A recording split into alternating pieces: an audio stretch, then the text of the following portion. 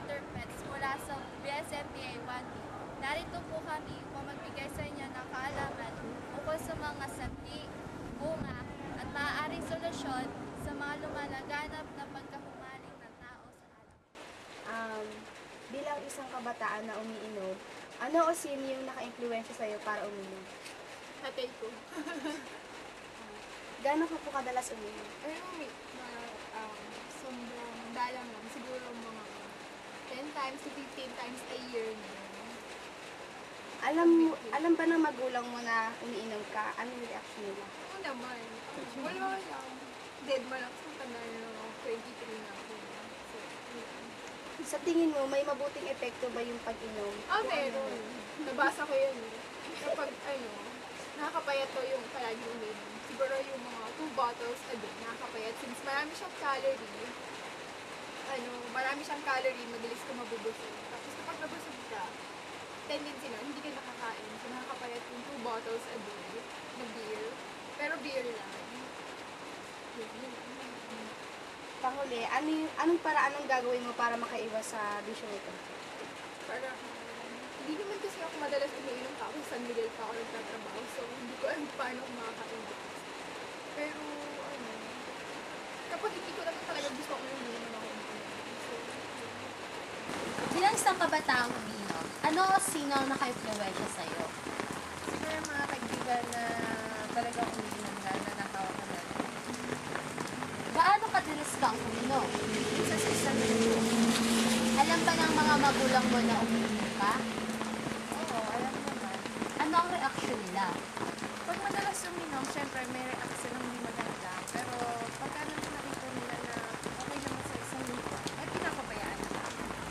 Sa tingin mo, may mabuting epekto ba ang pag-iinom? Kung meron, ano yun?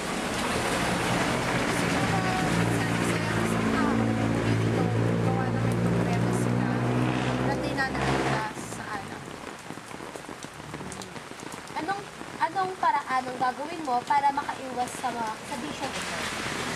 Siguro kung gusto mo talaga umiwas sa pag-inom, pagka na lang pinapatagay ka, hindi ka na iinom. Kasi once na itigil mo ang pag-inom mo, siguro tuloy-tuloy na rin ito. Makakaiwas ka lang talaga kung sa sarili mo, i-push mo na hindi ka na talaga nakakaiwas. Bilang isang manginginom, sino o ano ang naka-impluensya sa'yo para uminom? Wala naka-influensya sa akin. Nung bata ako, nakiyutos ako sa alak. Kaya nung paglaki ko, pinikpang ko at nagtuloy-tuloy na pag-inom ko. Gaano ka kadalas uminom? Dati madalas, pero nung sumakit ang tiyan ko at nagpa-doktor ako, sinabi ng doktor na bawal na akong uminom. Paminsan-minsan na lang. Alam ba ng magulang mo na umiinom ka? Oo, Ano ang reaksyon nila? wala naman. Nung una galit, pero ngayon hindi na. Sa tingin mo, may mabuting epekto ang pag-iinom? Wala. Masarap lang talaga. Bakit minsan-minsan ka uminom? Siyempre, kailangan namin uminom para makapaglasing ng lalaki, di ba? Pag nalasing sila, tsaka namin sila makukuha. Anong paraan ang gagawin mo para makaiwas sa bisyong ito? Siguro wala pa ako naiisip eh, kasi hanggang ngayon gusto ko pa rin uminom eh.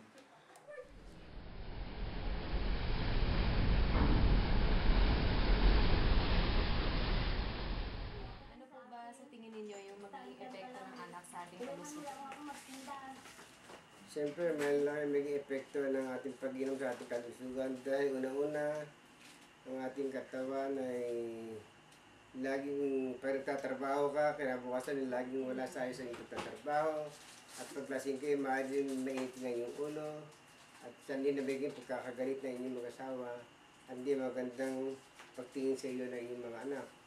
Ano naman po yung maaari niyong maging payo sa mga kabataang nalululong sa ganitong bisyo?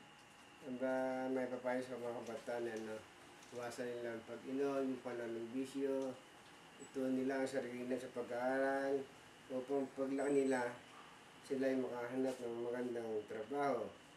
At saka maging maganda ang tingin sa hanggan ng kanyang mga kapwa at sila igalang at irespeto.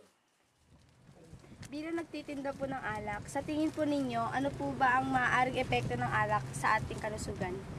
kung ang mga kabataan ay may isip, hindi na dapat nilang tikman ang alak. Kasi unang-una, nag-aaral sila. Masisira pag-aaral, mawawalan pa sila respeto sa kapwa. Pangalawa po, ano po bang maaari niyong ipayo sa mga kabataang nalululong sa alak? Tigilan ang bisyo. Unahin ang edukasyon. Dahil mahalaga ang edukasyon. Bilang isang nursing student, sa tingin po ninyo, ano po bang maaaring epekto ng alak sa ating kalusugan?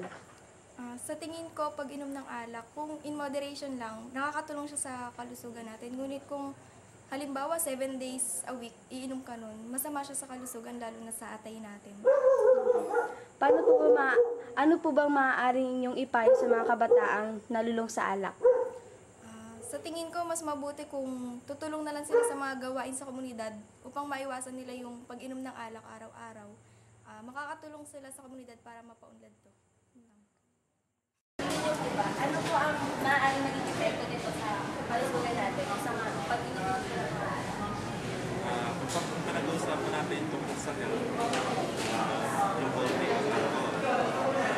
Actually, alcohol is depressant.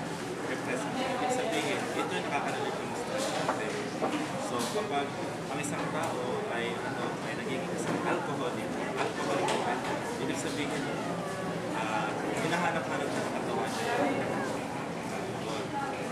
So, kapag nangyari yung alcohol dependency, nagiging into na siya. Kapag sa everyday life, hindi na siya covered na siya satisfied ng walang alcohol sa isang araw. Kapag nangyari yun, ang worst na nangyayari sa kanya is vitamin B deficiency. Sabihin, vitamin B1, matamas. Kapag nangyari yun, yung immunity niya, and yung self-awareness niya, bakit bababa sa awareness? Kasi iba yung mga nangyayari na kapag mataas na pinalasing, or worse, damage to others sa mga kasama ng organization. Hindi na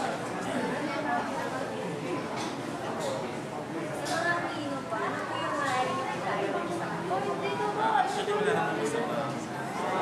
Kasi pinakatawan natin yan. Yung dito. Sabi ko nga kanina, yung dito yung kapatid ng stress. Pero kapag sumusobra, para sa akin, di ba meron tayo sabihin natin dito pa ano yung sa letter D, kailangan natin ng thinking. Isip. Kung isang tao, walang disiplina sa akin, isang malaking para sa akin, disiplina natin. Sa kahit anong bagay naman, hindi lang sa alcohol,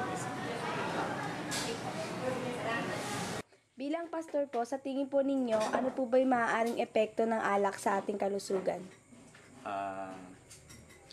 Ang epekto ng alak sa ating kalusugan ay unang-una ay pagkasira ng ating mga vital organ, yung mga ng baga, atay, lahat pati yung ating mga bituka. At pangalawa ay ang patuloy na pagkasira ng ating kalusugan.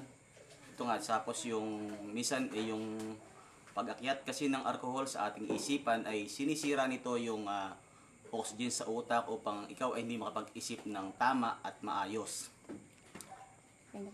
Ano po bang maaari niyong ipayo sa mga kabataang nalulong sa alak?